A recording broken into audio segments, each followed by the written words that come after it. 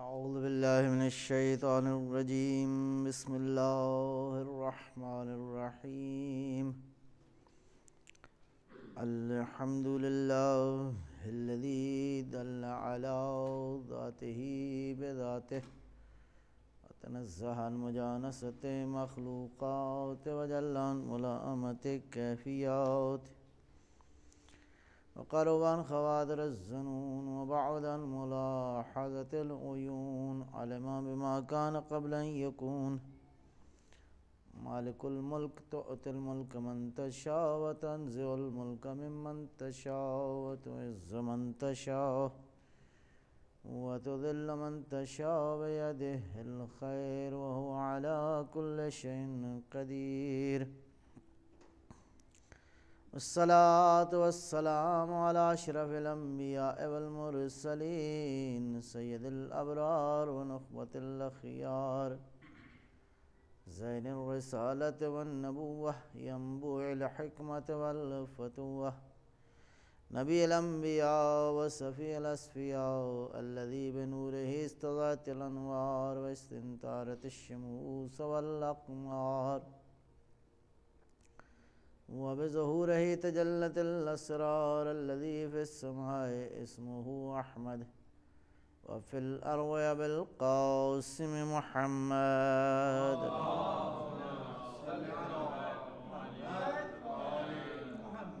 وعلى علي بن عمه كاشف غمه سيد الأولياء والأوصياء أسد الله الغالب غالب على كل غالب الذي حبه فرض على الحاضر والغائب مولانا بالسبتين أمير المؤمنين علي بن أبي طالب. اللهم صل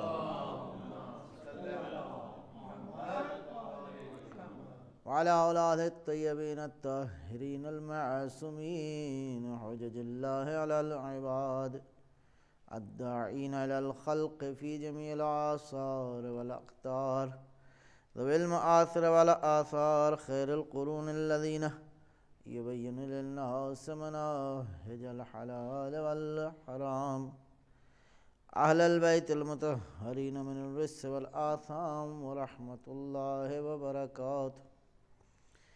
أما بعد فقد قال الحكيم في كتابه المتين بسم الله الرحمن الرحيم فاسألوا أهل الذكر إن كنتم لا تعلمون. صلوات بر محمد.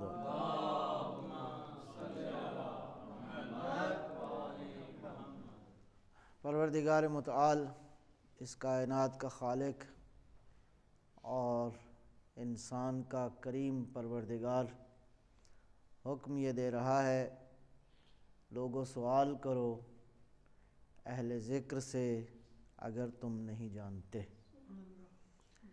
اگر لا علم ہو آگاہی نہیں رکھتے چاہتے ہو کہ آگاہی سے عدم آگاہی سے آگاہی کا سفر طے کرو اگر چاہتے ہو لا علمی سے علم کی طرف چلے جاؤ تو ہر ایک سے سوال نہیں کرو اہل ذکر سے سوال کرو.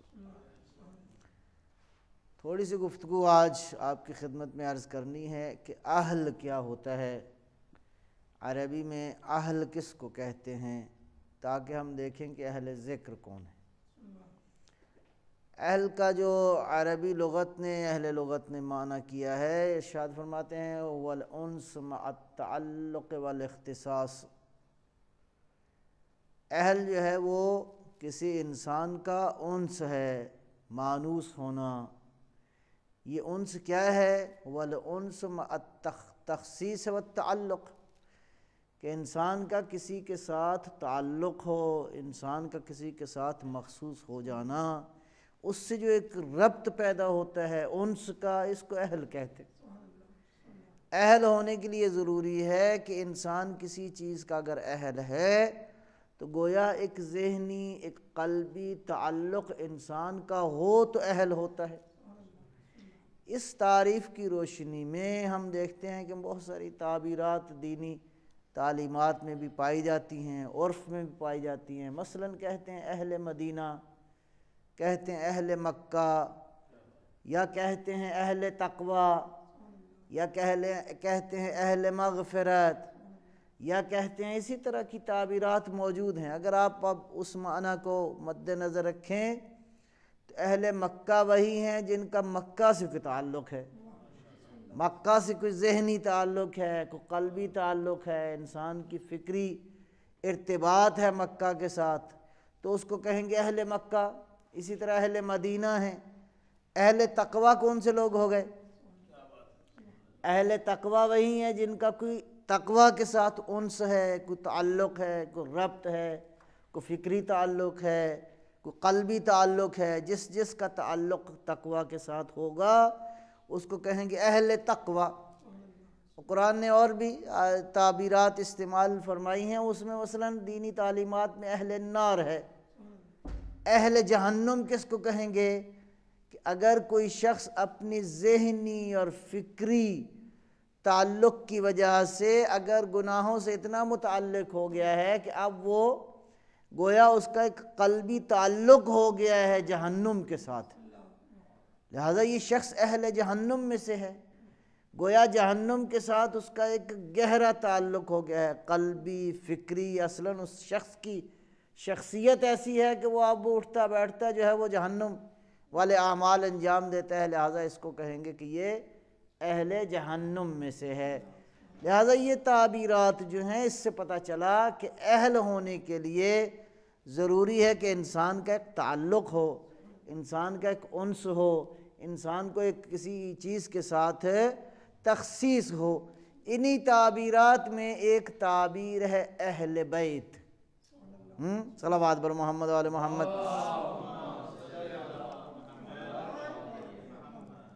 اچھا، بیت جو ہے گھر کس کو کہتے ہیں؟ گھر کا عربی زبان میں جو ترجمہ کیا گیا ہے اور عرف میں بھی ایسے ہی ہے، بیت کہتے ہیں مأوى الانسان باللیل، انسان جہاں پہ رات گزارے، جہاں رات آنا جانا ہو، عمومی طور پہ اس جگہ کو کہتے ہیں بیت۔ اہل بیت کا معنی یہ ہو گیا کہ جن جن لوگوں کا اس گھر میں آنا جانا ہے وہ ہو گئے اہل بیت۔ اس گھر سے جس کا تعلق ہو گیا اس کو اہل بیت کہیں گے، لیکن یہ شرط ہے کہ اس گھر میں بالآخر آنا ہو، جانا ہو، تعلق ہو، رہنا ہو، رہائش ہو۔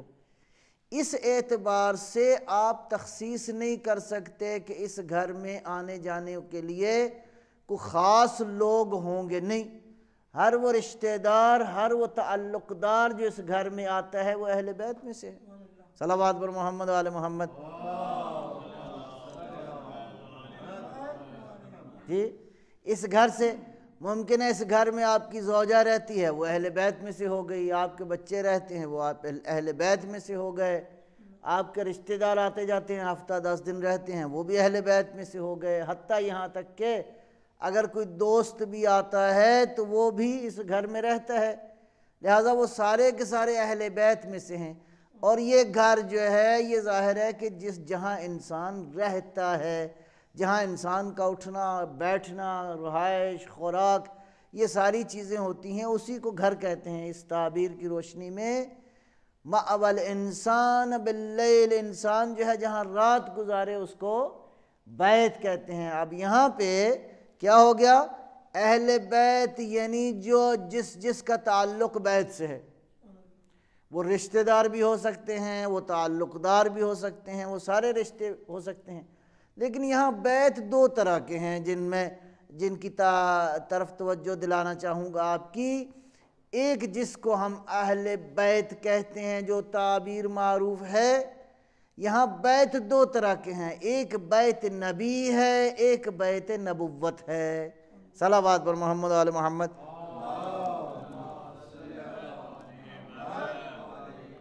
ایک بیت نبی ہے، ایک بیت نبوت ہے۔ بیت نبی سے مراد وہی گھر ہے، نبی مکرم اسلام صلوات اللہ وسلامہ علیہ، حضور جہاں کہیں رہتے تھے، مکہ میں تشریف فرما تھے، اس کے بعد مدینہ تشریف لے گئے، تو حضور جہاں پہ رہتے تھے وہ حضور کا گھر ہو گیا۔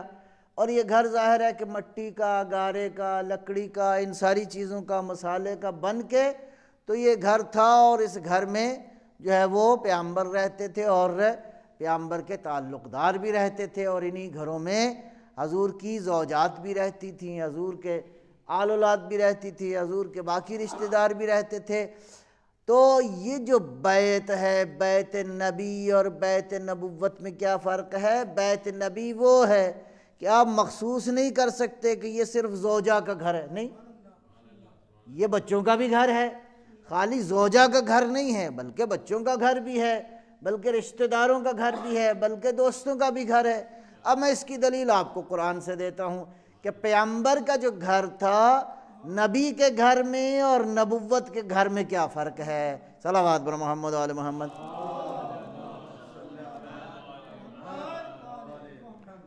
حضور کی زوجہ تھیں ام حبیبہ، ان کے بھائی کون تھے؟ ابو سفیان۔ ابو سفیان ابھی مسلمان نہیں ہوئے تھے، لیکن ظاہر ہے کہ اپنی بہن کو کبھی کبھی ملنے کے لیے بھی آتے تھے۔ تو حضور کی زوجہ جناب ام حبیبہ کے گھر میں، اس کا مطلب یہ ہے، اور پیغمبر نے کبھی منع بھی نہیں فرمایا کہ بھائی ایک مشرک ہے، مسلمان نہیں ہے، تمہارے گھر میں نہیں آ سکتا، نہیں، پیغمبر نے اجازت دی، کہا ظاہر ہے کہ دونوں بہن بھائی کا تعلق ہے، آ سکتے ہیں، ملاقات کر سکتے ہیں۔ لہٰذا نبی کا گھر وہ ہے جہاں زوجہ بھی رہتی ہے، ام حبیبہ بھی رہتی ہیں۔ نبی کا گھر وہ ہے جہاں مشرک بھی آ سکتے ہیں اگر تعلق ہو تو۔ اگر نبی کا گھر ہے تو مشرک بھی آ سکتا ہے، مسلمان بھی آ سکتا ہے۔ قرآن کریم میں ایک مقام پہ ارشاد فرمایا، بسم اللہ الرحمن الرحیم، یا ایھا الذین آمنوا لا تدخلوا بیوت النبی الا ان یؤذن لکم، اے ایمان والو اللہ کے نبی کے گھر میں نہ جاؤ۔ نبی کے جتنے بھی گھر ہیں، ایک زوجہ، دو زوجہ، جتنی بھی زوجات تھیں، نبی علیہ الصلوۃ والسلام کے ان گھروں میں نہ جاؤ جب تک تمہیں اجازت نہ مل جائے۔ صلوات بر محمد و آل محمد۔ تو تاریخ نے لکھا ہے کہ پیغمبر اسلام کے گھر میں اکثر مسلمان آ کے کھانا وانا کھاتے تھے، رہتے بھی تھے کافی دیر۔ تو حضور جو ہے وہ ان مسلمانوں کو روکتے بھی نہیں تھے، لیکن اصل یہ ہے کہ نبی کے گھر میں جانے کے لیے اجازت چاہیے۔ یہ وہ گھر ہے، اب قانون یہ بن گیا کہ یہ وہ گھر ہے جہاں زوجہ بھی رہتی ہے، یہ وہ گھر ہے جہاں زوجہ کے رشتہ دار آ سکتے ہیں، یہ وہ گھر ہے جہاں اجازت لے کے تو مسلمان بھی آ سکتے ہیں۔ یہ ہے وہ بیت نبی جو مٹی کا ہے، گارے کا ہے، اینٹوں کا ہے، فرض کیا پتھر ہے، اس کے اندر لکڑی کا استعمال ہے، اور یہ زمینی گھر ہے، یہ کہیں اور کا نہیں ہے۔ یا مکے میں ہے یہ گھر، یا مدینے میں یہ گھر جہاں حضور رہتے تھے۔ لہٰذا بیت نبی وہ ہے، اب قانون سمجھ میں آ گیا کہ بیت نبی وہ ہے کہ جس بیت میں زوجہ رہتی ہوں، رشتہ دار رہتے ہوں، جہاں پہ اجازت کے ساتھ مسلمان بھی آ سکتے ہوں، اجازت کے ساتھ بلکہ غیر مسلم بھی آ سکتے ہیں۔ میں نے ابو سفیان کی مثال دی کہ ابو سفیان جب ابھی مسلمان نہیں ہوئے تھے، مشرک تھے، تو اپنی بہن، اپنی ہمشیرہ جو ہے جناب ام حبیبہ سے ملنے کے لیے آتے تھے۔ صلوات بر محمد و آل محمد۔ اور خود سیرت پیغمبر نے بیان کیا کہ دیکھو بیت نبی میں اور بیت نبوت میں کیا فرق ہے۔ اب چلتے ہیں تاریخ میں، ہم دیکھتے ہیں کہ ایک دن پیغمبر اسلام نے چادر زہرا کے نیچے 5 تھے، صلوات بر محمد و آل محمد۔ تو حضور نے ارشاد فرمایا، اللہم ہؤلاء اہل بیتی، پروردگار میرے اہل بیت یہ ہیں۔ اور یہ کون سے اہل بیت ہیں؟ آیہ مجیدہ، آیہ تطہیر کے نازل ہونے کے بعد زندگی کے آخری مرحلے تک پیغمبر اسلام در زہرا پہ جا کے روزانہ یہ ارشاد فرمایا کرتے تھے، انما یرید اللہ لیذھب عنکم الرجس اہل البیت ویطہرکم تطہیرا، السلام علیکم یا اہل بیت النبوہ ومعدن الرسالہ، اے اہل بیت نبوت تم پر سلام ہو۔ پیغمبر کی سیرت نے بیان کر دیا کہ اہل بیت نبوت وہ ہیں جہاں زہرا رہتی ہوں، جہاں علی رہتے ہوں، جہاں حسن رہتے ہوں، جہاں حسین رہتے ہوں۔ یہ سلام پیغمبر نے کبھی جا کے اپنی کسی زوجہ کے دروازے پہ نہیں کیا، در زہرا پہ جا کے کہا، السلام علیکم یا اہل بیت النبوہ ومعدن الرسالہ، صلوات بر محمد۔ تو پس اہل بیت نبی اور اہل بیت نبوت میں فرق ہے، اس لیے کہ بیت نبی میں اور بیت نبوت میں فرق ہے۔ اور فرق بھی عرض کروں آپ کی خدمت میں، جہاں زوجات رہتی تھیں قرآن کریم نے دو جگہ پہ ارشاد فرمایا۔ ایک جگہ پہ ارشاد فرمایا وَقَرْنَ فِي بُيُوتِكُنَّ، اے زوجات نبی اپنے گھر میں رہو، اور ایک جگہ پہ ارشاد فرمایا وَاذْكُرْنَ فِي بُيُوتِكُنَّ مَا يُتْلَى فِي بُيُوتِكُنَّ مِنْ آیات اللہ والحکمہ، اے اللہ کے نبی کی زوجات، جتنی بھی تم زوجات ہو کیا کرو؟ وَاذْكُرْنَ، یاد کرو۔ یہاں جو حکم ہو رہا ہے فَاسْأَلُوا أَهْلَ الذِّكْرِ، اہل ذکر سے پوچھ لو۔ اگر یہ گھر والے اہل ذکر ہوتے تو پروردگار نہ کہتا کہ ذکر کرو، پروردگار نہ فرماتا کہ ذکر کرو۔ اس لیے جو اہل ذکر ہو اس کو ذکر کا حکم دینے کی ضرورت نہیں ہے۔ اس کا مطلب یہ ہے کہ یہ جو ارشاد فرمایا پروردگار نے اے نبی، ہاں البتہ رشتے قابل احترام ہیں، ہم نہیں کہتے کہ رشتے قابل احترام نہیں ہوتے۔ پیغمبر اسلام کے ساتھ جس کی جو نسبت ہے قابل احترام ہے۔ قابل احترام ہونا اور ہے، نبوت کا ظرف ہونا اور ہے۔ صلوات بر محمد و آل محمد۔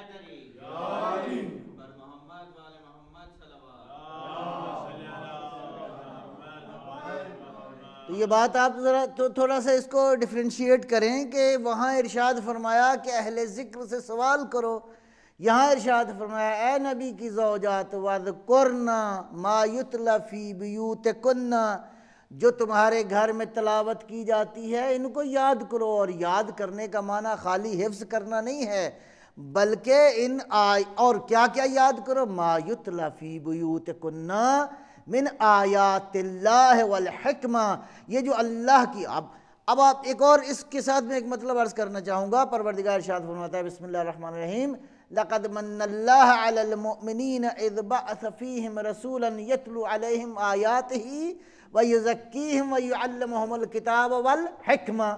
اب نبی علیہ السلام دو مقصد لے کر آئے ہیں، ایک یہ ہے کہ اللہ کی آیات کی تلاوت کریں اور تمہیں کتاب و حکمت کی تعلیم دیں، یہ بات ذہن میں آ گئی۔ پس رسالت کے بھیجنے کا، رسالت و نبوت کا بنیادی مقصد کیا ہے؟ اللہ کی آیات پہنچانا لوگوں تک اور کتاب و حکمت کی تعلیم دینا۔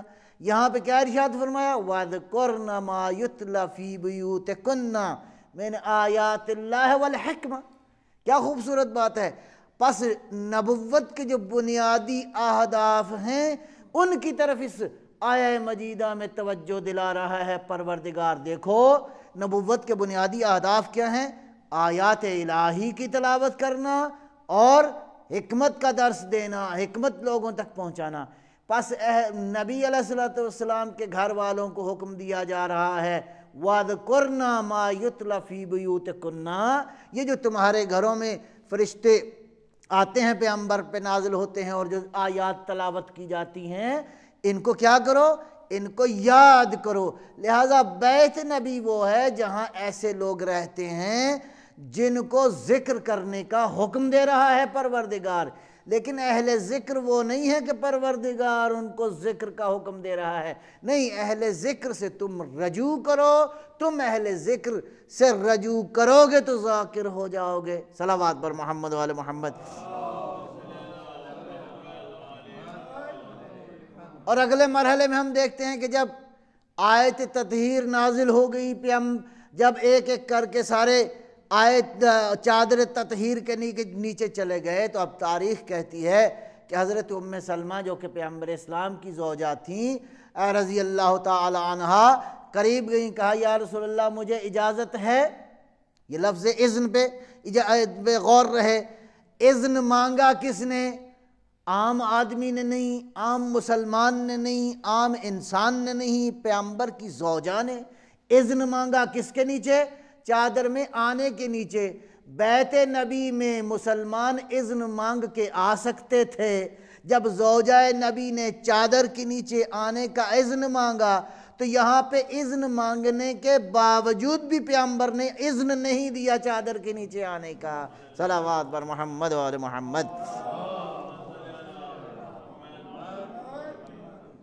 تو فرق ہو گیا بیت نبی میں اور بیت نبوت میں۔ بیت نبی میں اذن مانگ کے آپ آ سکتے ہیں، اذن کے ساتھ صاحبان ایمان مسلمان بیت نبی میں آ سکتے ہیں۔ اب بیت نبوت میں اذن کے ساتھ بھی کوئی چھوٹا ہو کوئی بڑا ہو قابل احترام ہے، لیکن اذن کے ساتھ بھی نہیں آ سکتا۔ اور اب بیت نبوت سے کن کا تعلق ہے؟ پیغمبر اسلام کی سیرت طیبہ موجود ہے کہ حضور جیسے میں نے عرض کیا کہ روزانہ جا کے ارشاد فرمایا کرتے تھے السلام علیکم یا اہل بیت النبوہ، اے اہل بیت نبوت تم پر سلام ہو۔ بس کیا بنیادی فرق ہو گیا بیت نبی میں اور بیت نبوت میں؟ بیت نبی وہ ہے جو زمینی میٹیریل سے بنتا ہے، زمین سے جو میٹیریل ہو اس سے بنتا ہے۔ بیت نبی جس کی تعریف کی ہے اہل لغت نے مأوى الانسان باللیل، جہاں انسان رات کو رہتا ہے۔ اب زمینی میٹیریل سے یہ گھر جو ہے، یہ چار دیواری، یہ چھت، یہ در و دیوار، یہ بن گئے میٹیریل سے، لیکن جس میٹیریل سے بنا ہے بیت نبوت وہ زمینی میٹیریل نہیں ہے، وہ ملکوتی میٹیریل ہے۔ وہ جبرائیل آ کے بتایا پروردگار نے، اے یا رسول اللہ، اللہ نے حکم دیا ہے، کیا اللہ نے آپ کی شان میں یہ نازل کیا ہے، بسم اللہ الرحمن الرحیم، انما یرید اللہ لیذھب عنکم الرجس اہل البیت ویطہرکم تطہیرا۔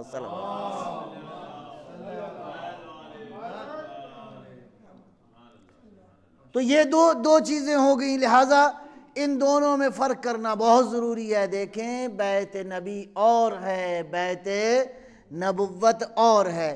اب بیت نبوت کا معنی یہ ہے کہ بیت نبوت کے جو اہل ہیں ان کی خصوصیت کیا ہے؟ هو الانس مع التعلق والتخصیص۔ ہاں، جس کا نبوت کے ساتھ فکری تعلق ہو، جس کا نبوت کے ساتھ قلبی تعلق ہو، جس کو نبوت کے ساتھ انس ہو، وہ ہوگا اہل بیت نبوت میں سے۔ اور اگلی بات جو میں عرض کرنا چاہتا ہوں، اہل بیت نبی اور اہل بیت نبوت میں کیا فرق ہے کہ اب اہل بیت نبوت ہونے کے لیے ضروری نہیں کہ انسان اس گھر میں رہتا ہو، اس گھر میں رہنا ضروری نہیں ہے۔ نبی کے گھر کے رہنے والے سارے کے سارے بیت نبوت سے متعلق نہیں تھے۔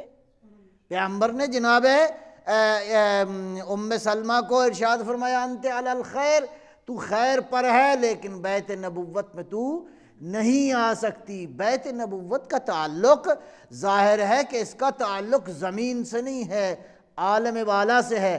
اسی لیے تو علی ارشاد فرماتے ہیں کہ میں وحی کے آنے کو بھی جانتا ہوں اور وحی کے جانے کو بھی جانتا ہوں۔ نعرہ صلوات۔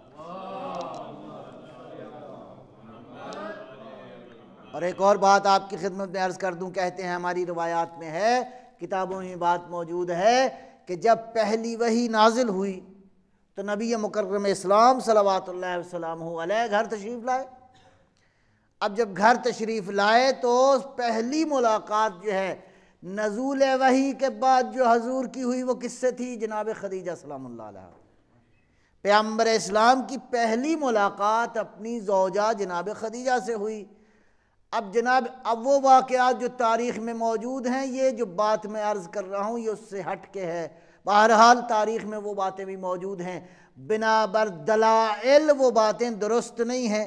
اور میں عرض کروں گا کہ جب پیغمبر گھر میں تشریف لائے تو جناب خدیجہ سلام اللہ علیہا نے دیکھ کے ہی عرض کیا، اے محمد آج آپ کے وجود میں ایک خاص نور محسوس کر رہے ہیں۔ سبحان اللہ، صلوات بر محمد و آل محمد۔ میں یہ پوچھوں گا یہ نور کسی اور کو نظر تو نہیں آیا؟ پیغمبر غار حرا سے لے کر اپنے گھر تک تشریف لائے، راستے میں ملاقات بھی ہوئی ہوگی، لیکن یہ نور نظر آیا تو کس کو نظر آیا؟ جناب خدیجہ کو کہا اے محمد آج آپ کے نور آج آپ کے وجود اقدس میں ایک نور محسوس کر رہی ہوں، چہرہ مبارک پیغمبر گرامی اسلام پہ تبسم آیا، ارشاد فرمایا ھذا نور النبوت یا خدیجہ، اے خدیجہ یہ نور نبوت ہے، لہٰذا اللہ کی توحید اور میری رسالت کی گواہی دو۔ جب پیغمبر نے یہ ارشاد فرمایا تو تاریخ لکھتی ہے، بہت قابل غور ہے یہ بات، خدیجہ کی عظمت کو سمجھنے کے لیے اور بیت نبوت کو سمجھنے کے لیے عرض کیا یا رسول اللہ میں اس نور کی کب سے انتظار کر رہی تھی۔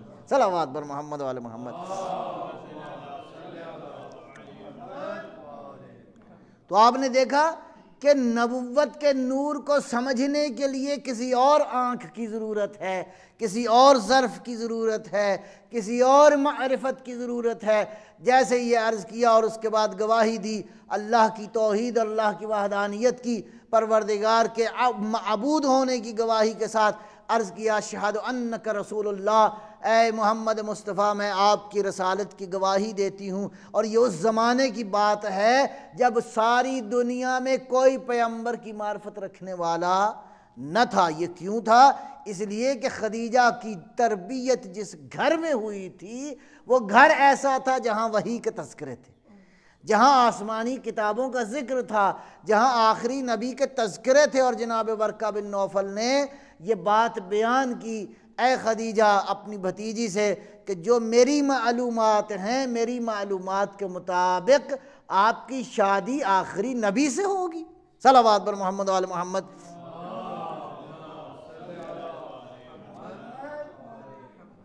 لہذا نبوت کو سمجھنے کے لیے بیت نبوت کا معنی یہ ہے کہ بیت نبوت کا تعلق اس سے ہے جو نبوت کے مزاج سے آشنا ہو، جو نبوت کی معرفت رکھتا ہو، جو رسالت کی معرفت رکھتا ہو۔ یہی وجہ ہے کہ حضرت نوح علیہ السلام کے بیٹے کو جب حضرت نوح نے بڑی دعا کی پروردگارہ کہ یہ میرا بچہ ہے، میری اولاد ہے، اور یہ سارا سلسلہ ہوا، اور قرآن نے کیا ارشاد فرمایا؟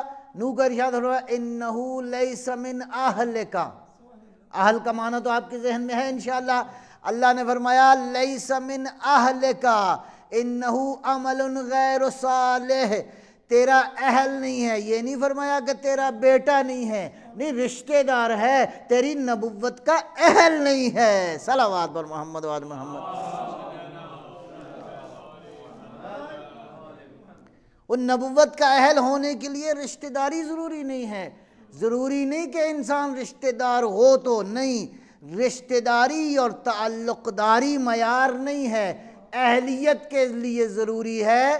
اس آیہ مجیدہ میں فرمایا کہ میرا نبی نوح تیرا بچہ انہو لیس من اہلک انہو عمل غیر صالح، اس لیے اہل نہیں ہے کہ غیر صالح ہے، یہ بے عمل ہے، غیر صالح ہے۔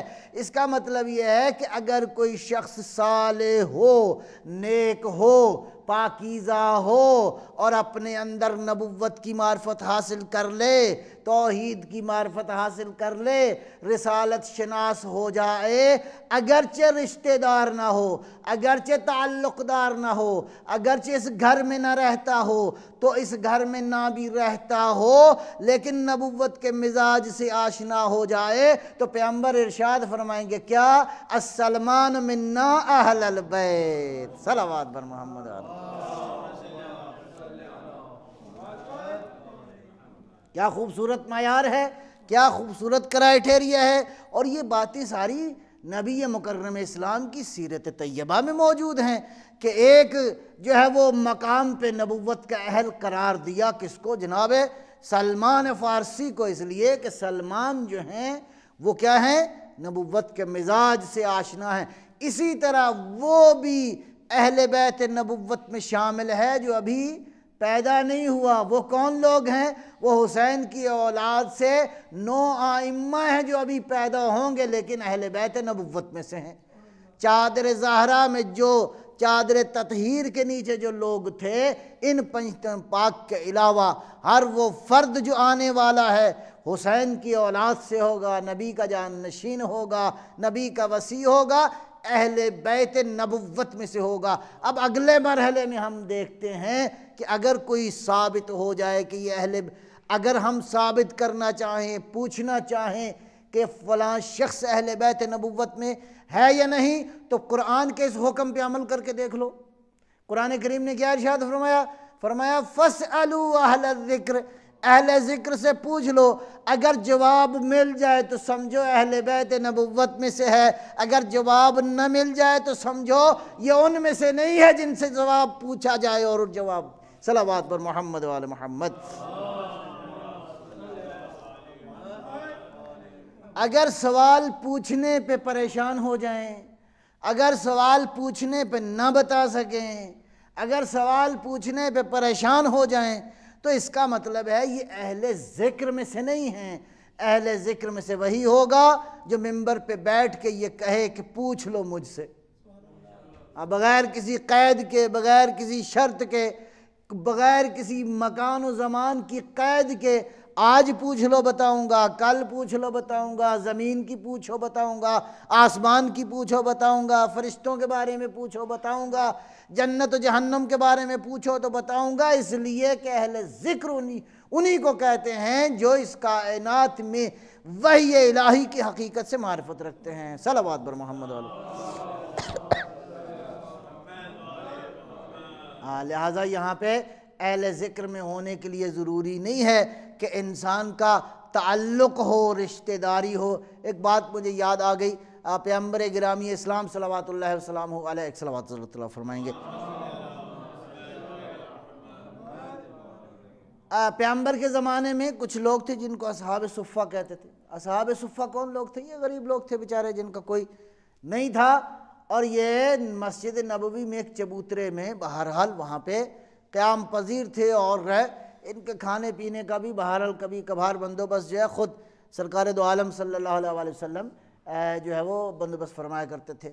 تو کبھی کبھی احوال پرسی کے لیے جاتے بھی تھے۔ تو ایک روز کہتے ہیں جناب پیغمبر اسلام تشریف لے گئے، تو ایک نوجوان جس کا نام جو ہے وہ اہل تاریخ نے، بعض نے زید بن حارث، وہی جو زید بن حارث معروف ہیں، اسامہ بن زید، زید بن حارث جو ہیں یہ تھے، اور بعض نے غالباً زید بن مالک لکھا ہے بعض مورخین کے مطابق۔ بہرحال معروف یہی ہے کہ زید بن حارث تھے۔ یہ نوجوان تھا، اصحاب صفہ میں رہتا تھا، اور یہی زیادہ تر انہی میں سے یہ لوگ تھے جو زیادہ تر قربانیاں دینے میں بھی، غریب کہتے ہیں زیادہ قربانی دیتا ہے۔ صلوات پر محمد وعلی محمد۔ تو بہرحال حضور ایک روز تشریف لے گئے، تو دیکھا کہ زید جو ہے نا، زید کی چہرے پہ نگاہ کی، پیغمبر پہنچے تو جتنے اصحاب موجود تھے بیک زبان ایک جملہ کہا یا رسول اللہ اس زید کو دیکھیے، اس نے 3 دن سے نہ کچھ کھایا ہے نہ کچھ پیا ہے، اس کا رنگ جو ہے وہ بالکل زرد ہے، آنکھیں دھسی ہوئی ہیں، پیٹ اندر کی طرف ہے، اور خدا جانے ہمیں تو سمجھ میں نہیں آتا اس نوجوان۔ اب انہوں نے جو مطالعہ کیا تھا، زید کو دیکھ کے جو بات سمجھ میں آئی تھی وہ یہی تھی کہ اس نے 3 دن سے کچھ نہیں کھایا، کچھ نہیں پیا۔ اب پیغمبر کی حکیمانہ نگاہ جب گئی زید کے چہرے پر، تو حضور نے محسوس کیا معاملہ کچھ اور ہے، ورنہ سب مسلمان جو اصحاب نے بیان کیا تھا، ریئیکشن اور رد عمل کیا ہونا چاہیے تھا؟ پیغمبر کسی کو کہتے جاؤ کچھ کھانے کے لیے لے آؤ، کچھ پینے کے لیے لے آؤ، اس نوجوان کو کچھ کھلاؤ اور پلاؤ۔ نہیں، روایت کہتی ہے کہ حضور نے جب نوجوان کے چہرے کی طرف نگاہ فرمائی تو دیکھ کے ایک سوال کیا۔ پیغمبر نے سوال کیا تھا؟ سوال یہ تھا کیف اصبحت یا زید، زید تو نے آج صبح کس حالت میں کی؟ اب یہ سوال نہ روٹی سے متعلق ہے، نہ کھانے سے متعلق ہے، نہ پینے سے متعلق ہے۔ اس کا مطلب ہے پیغمبر کو زید کی آنکھوں میں کچھ اور بات نظر آئی۔ فرمایا کیف اصبحت یا زید، زید تو نے آج صبح کیسے کی؟ عرض کیا بالیقین یا رسول اللہ، اصبحت بالیقین یا رسول اللہ، یا رسول اللہ میں نے صبح حالت یقین میں کی ہے، اور حالت یقین میں یہ کوئی معمولی صبح نہیں ہے۔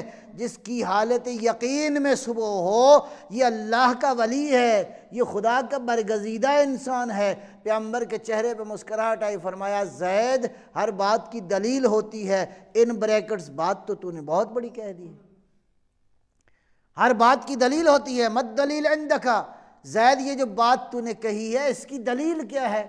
اب روایت کا میں خلاصہ کرتا ہوں تو زید نے کہا، عرض کیا یا رسول اللہ میرے کانوں میں اس وقت اہل بہشت کی گفتگو میں سن رہا ہوں، اہل بہشت آپس میں کیا خوش گپیاں کر رہے ہیں، میرے کانوں میں یہ آوازیں آ رہی ہیں۔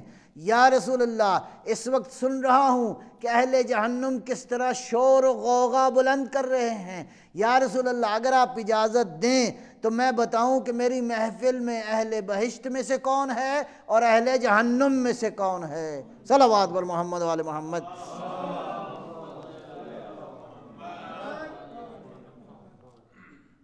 فرمایا مہن مہن یا زید، زید خاموش، زید آپ سے یہ بات نہیں پوچھی۔ اب یہ زید کون ہے؟ پیغمبر گرامی اسلام کے مکتب کا تربیت یافتہ ایک سٹوڈنٹ ہے، مکتب رسالت کا تربیت یافتہ ایک معمولی خدمت گزار ہے جو زمین پہ بیٹھ کے عالم بالا کی باتوں کو سن رہا ہے۔ اس کا مطلب ہے جتنا جتنا سینہ انسان کا وسیع ہوتا جائے گا اتنا ہی اتنا نبوت کے قریب ہوتا جائے گا، اتنا ہی اتنا رسالت کے قریب ہوتا جائے گا۔ جتنا جتنا رسالت کے قریب ہوگا اتنا ہی عالم بالا کی معرفت ہوگی، پروردگار کی توحید، اور اس کے نتیجے میں حالت کیسی ہو جائے گی کہ انسان دنیا سے بے رغبت ہو جائے گا۔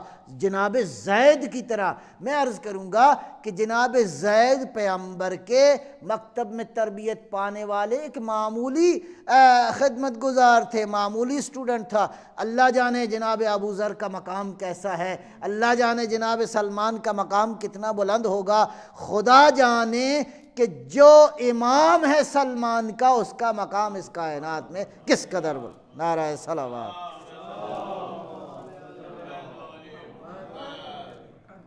تو فاسألوا سوال کرو، کس سے؟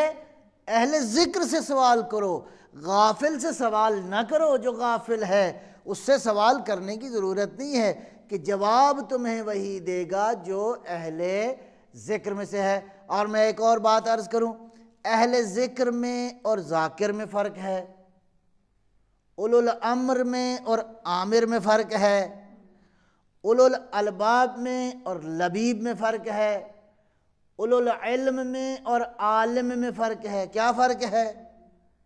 ذاکر و اہل ذکر میں کیا فرق ہے؟ اہل کی اگر تعریف آپ کے ذہن میں مبارک میں ہو تو میں نے عرض کیا اہل وہ ہوتا ہے جس میں انس قلبی موجود ہو، خاطرت قلبی موجود ہو، تعلق ذہنی موجود ہو۔ اہل ذکر کا معنی یہ ہے کہ یہ وہ ذکر والے ہیں کہ جو کبھی ذکر سے جدا نہیں ہوئے، جو ہمیشہ جن کے فکر میں، جن کے قلب میں، جن کی یاد میں، جن کا دل جو ہے یاد الہی میں دھڑکتا ہے، ان کو اہل ذکر کہتے ہیں۔ صلوات بر محمد وآل محمد۔ تو ذاکر کیا ہے؟ ذاکر اہل ذکر میں سے نہیں ہے۔ ذاکر ممکن ہے کبھی ذاکر ہو، کبھی ذاکر نہ ہو، کبھی ذکر کرے، کبھی ذکر سے غافل ہو جائے، لیکن اہل ذکر وہ ہیں جن کا ہم و غم، جن کی صبح و جن کی شام ذکر میں اٹھتے بیٹھتے ہوتی ہے۔ لہٰذا اسی طرح اولو العلم میں اور عالم میں فرق ہے۔ عالم وہ ہے جس کا علم کمتر ہے، جس کا درجہ کمتر ہے۔ اولو العلم وہ ہے جو سراپا علم ہے، مظہر علم ہے، اس کو اولو العلم کہتے ہیں۔ اور یہ جو اللہ نے ارشاد فرمایا تم پر اطاعت کس کی واجب ہے؟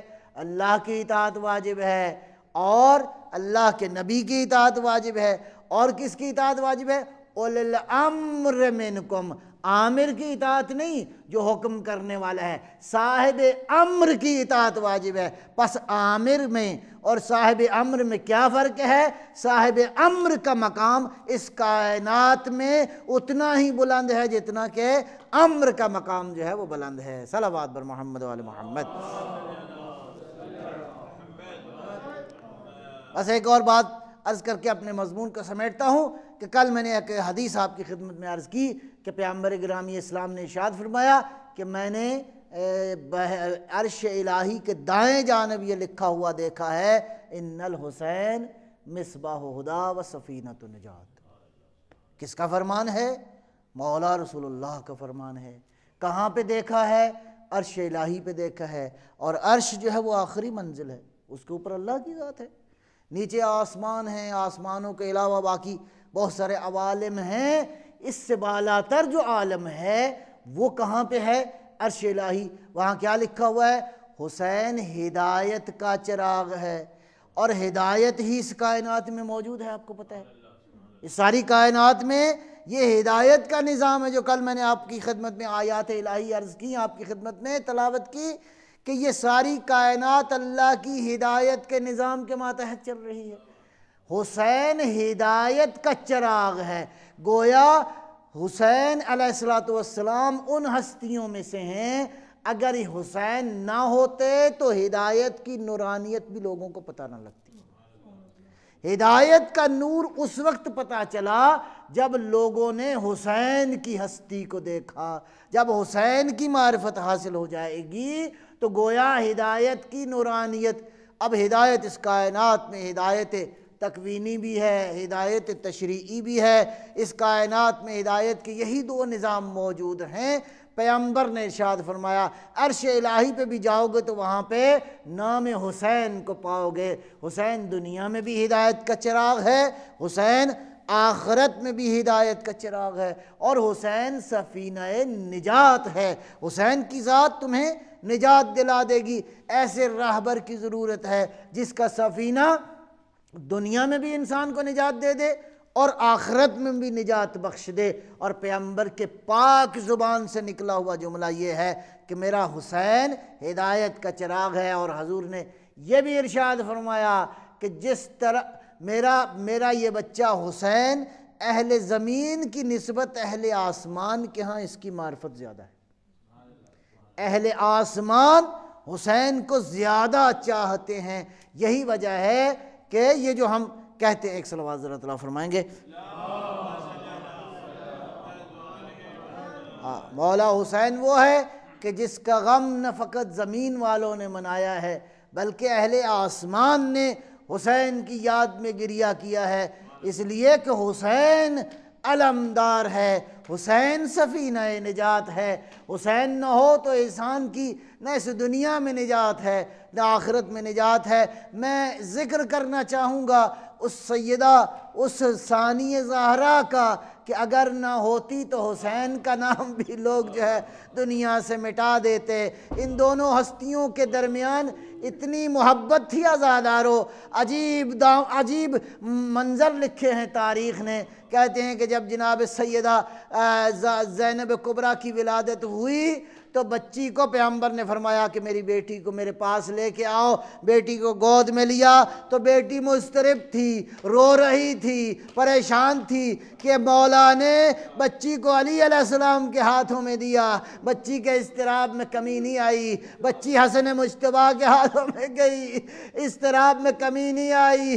آواز دی بیٹا حسین اپنی بہن کو اٹھاؤ۔ بہن کو اٹھانا تھا کہ حسین نے ایک جملہ بہن کے کان میں کہا، عزادارو جملہ کیا تھا؟ کہا بہن تیرے رونے کا وقت ابھی نہیں آیا، میری بہن تیرے رونے کا وقت میرے قتل کے بعد ہوگا، شام کا بازار ہوگا، زندان ہوگا۔ یہ جملہ سننا تھا کہ بچی خاموش ہو گئی۔ لکھا ہے کہ 3 بہنیں ایسی ہیں کہ جن کا عشق اپنے بھائی سے تاریخ میں بڑا ہی بے مثال ہے۔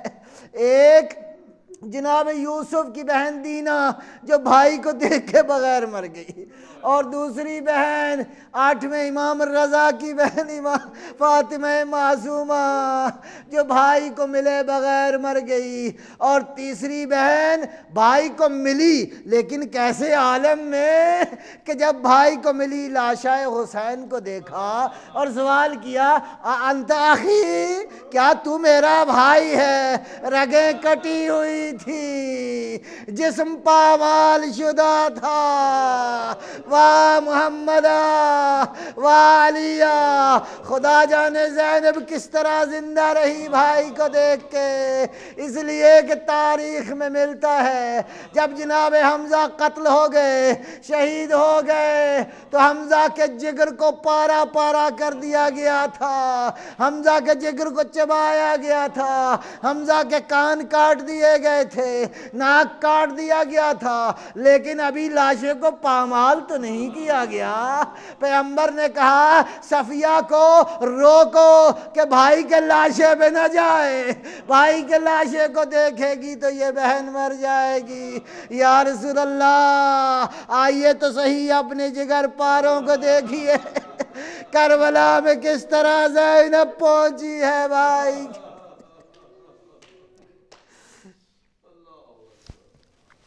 ماتم حسین۔